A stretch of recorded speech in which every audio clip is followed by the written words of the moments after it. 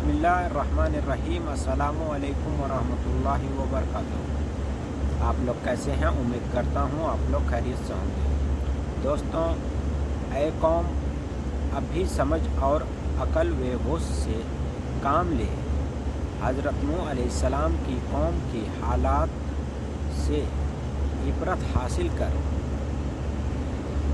اور اللہ تعالیٰ کے پیغام کے سامنے سر نیاز جھکا دے،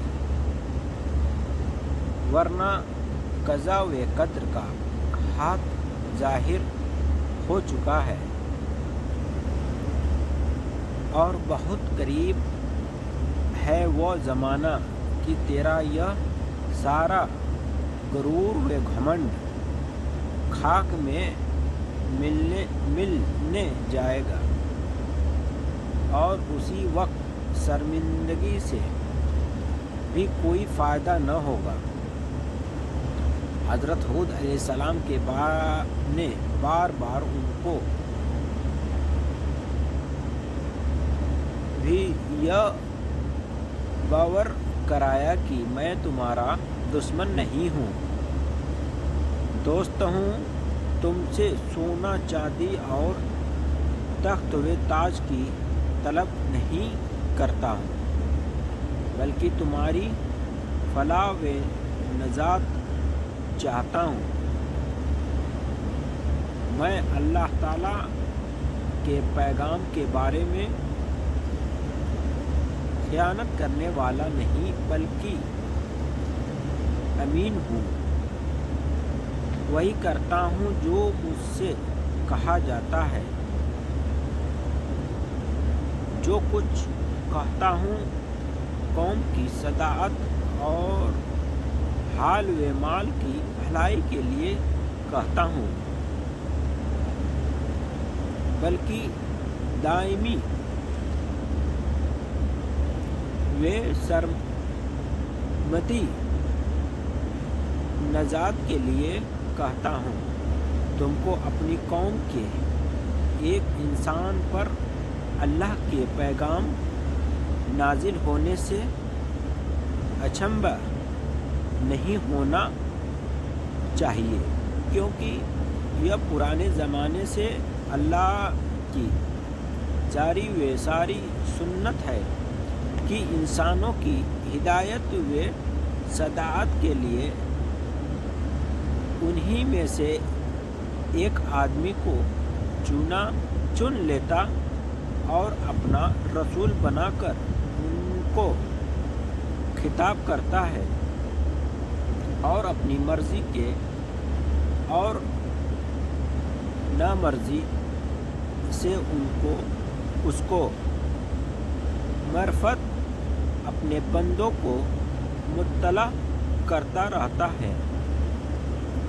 اور فطرت کا تقاضا بھی تو یہی ہے کہ کسی قوم کی رشد و ہدایت کے لیے ایسے آدمی کو چنا جائے جو بول چال میں انہی کی طرح ہو، ان کے اخلاق اور عادتوں کا جانکار ہو، ان کی خصوصی باتوں سے آشنا اور انہی کے ساتھ زندگی گزارتا رہا ہو کہ اسی سے قوم مانوس ہو کر اور وہی اس کا صحیح ہادی و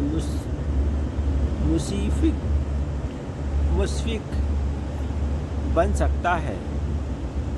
عاد نے جب یہ سنا تو وہ عجیب حیرت میں پڑ گئے۔ ان کی سمجھ میں نہ آیا کہ ایک اللہ تعالیٰ کی عبادت کا مطلب کیا ہے۔ وہ غم و غصہ میں آ گئے کہ کس طرح ہم باپ دادا کو اصنام پرستی मूर्ति पूजा को छोड़ दे। यह तो हमारी और हमारे बाप दादा की सख्त तौहीन है। उनका गजब भड़क उठा। उनको काफिर और मुशरिक क्यों कहा जाता है, जबकि वह बूतों को अल्लाह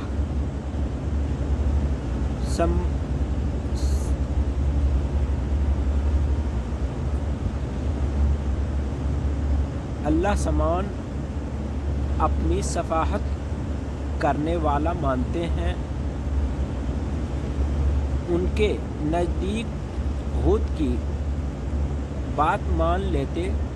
मैं उनके माबूदों और बुज़ुर्गों की तौहीन थी और उन्हें हक़ीर समझ जा रहा था, जिनको वे बड़े खुदा के दरबार में अपना वसीला और सफ़ी मानते थे,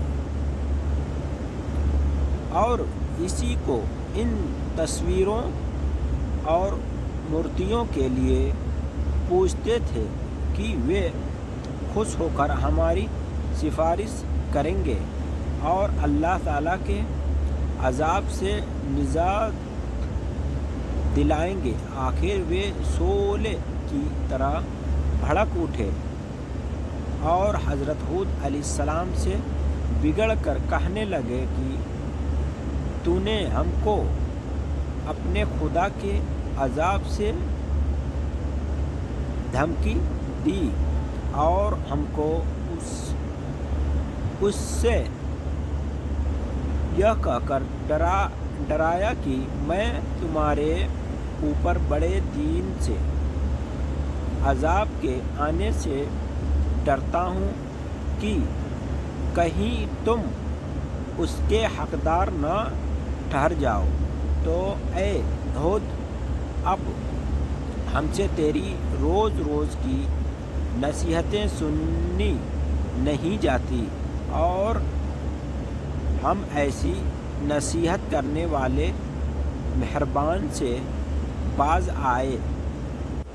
अगर तू वाकई अपने कौल में सच्चा है तो वह अज़ाब जल्द ले आ कि हमारा तेरा किस्सा साफ हो।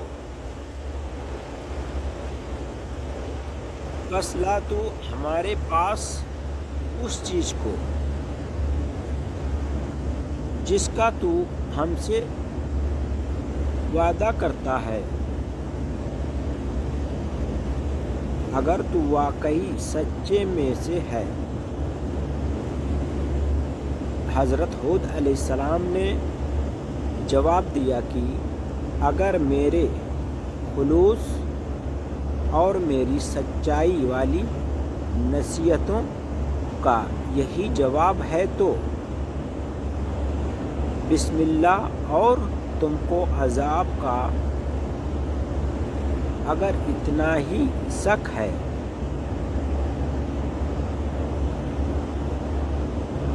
वह भी कुछ दूर नहीं। बिला सुबह तुम्हारे पालनहार की ओर से तुम पर अज़ाब वे गज़ब आ पहुँचा। क्या तुम मुझसे उन मनगढ़ंत नामों बूतों के बारे में झगड़ते हो जिनको तुमने और तुम्हारी बाप दादों ने गढ़ लिया है कि जिसके बारे में तुम्हारे पास खुदा की कोई हुज्जत नहीं है। बस अब तुम अल्लाह के अज़ाब का इंतज़ार करो, मैं भी तुम्हारे साथ इंतज़ार करूँगा।